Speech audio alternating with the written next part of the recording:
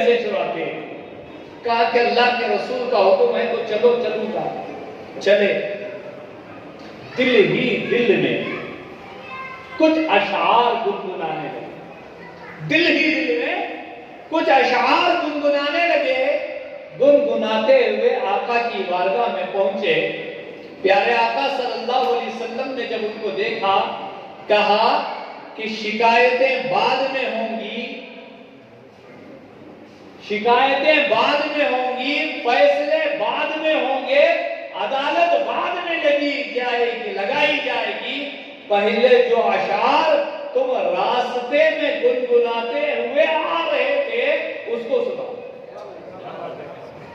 جو اشعار دل ہی دل میں گنگناتے ہوئے آ رہے تھے اس کو سناؤ۔ تو صحابی رسول کی آنکھوں میں آنسو آ گئے، کہا یا رسول اللہ، دل و جان سے میں آپ کو نبی تسلیم کیا تھا، اب اور زیادہ میں تسلیم کر رہا تھا۔ بے شک آپ اللہ کے رسول ہیں، دل میں جو بات تھی وہ آپ سنا رہے ہیں، کہا اشعار سناؤ۔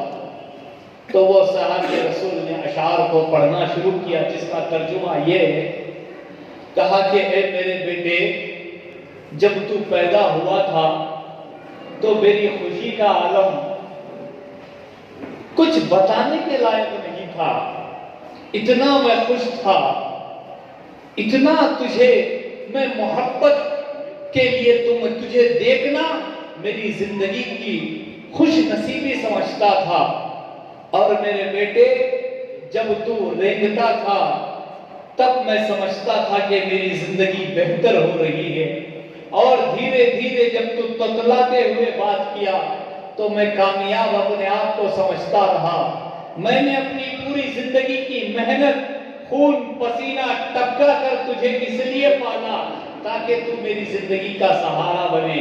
اے میرے بیٹے، آج اگر تو بیمار ہو جاتا تو پوری رات میں نہیں سوتا، اس ڈر سے کہیں میرا بچہ مر تو نہیں جائے گا، کہیں میرے بچے کو تکلیف تو نہیں ہوگی، کہیں میرے بچے کو نقصان تو نہیں کوئی چیز پہنچائے گی۔ پوری رات میں انتظار کرتا۔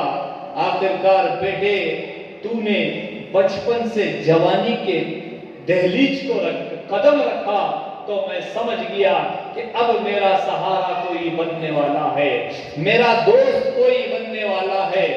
لیکن جب تو جوانی کی دہلیز پر چلا تو دھیرے دھیرے تو نے اپنے دل میں میری محبت کو نکالنے کی کوشش کیا۔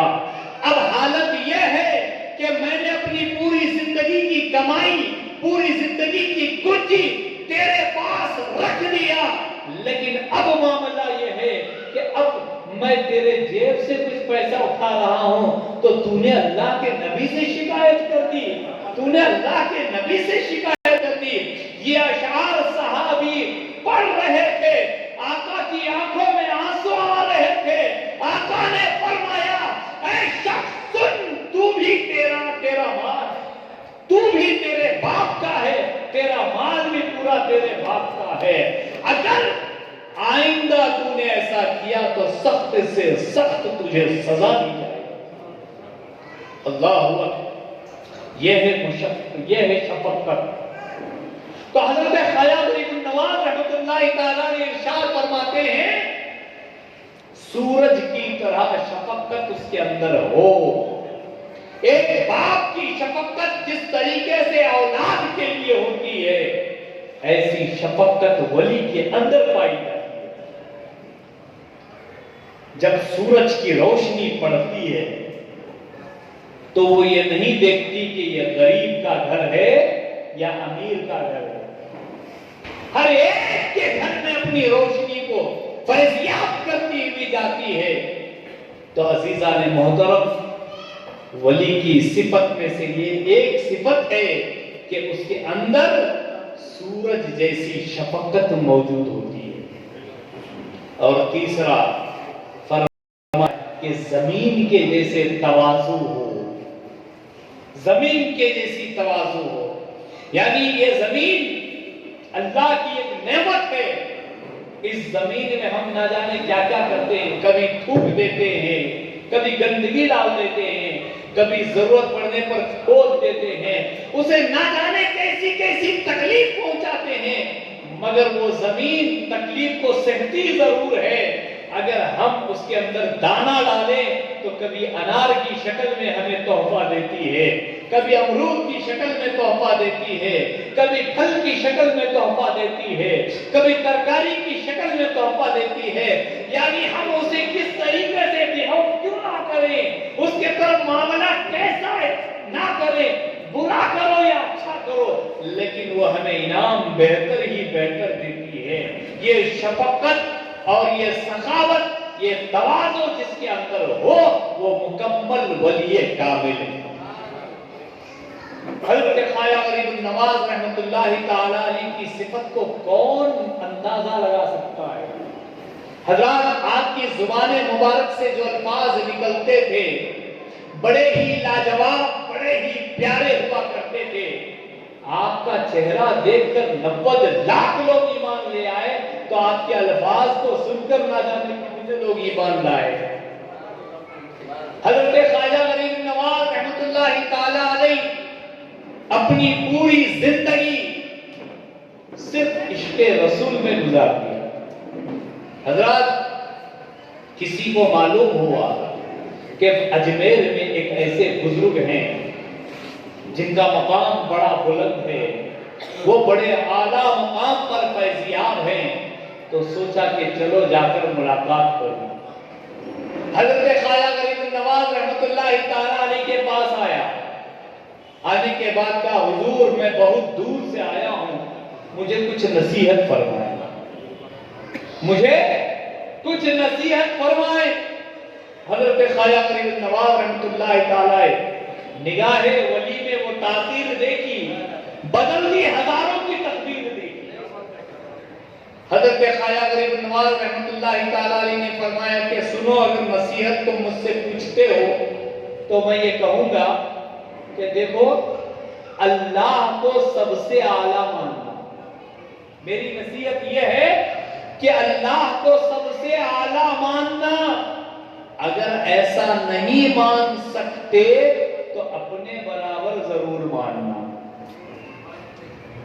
جب اس شخص نے یہ سنا تو بڑا پریشان ہوا، یہ کون سی بات ہے، میں بہت دور سے آیا لیکن یہ جملہ مجھے سمجھ میں نہیں آیا کہ اللہ کو سب سے اعلیٰ ماننا، اگر ایسا نہ ہو تو اپنے برابر ضرور ماننا۔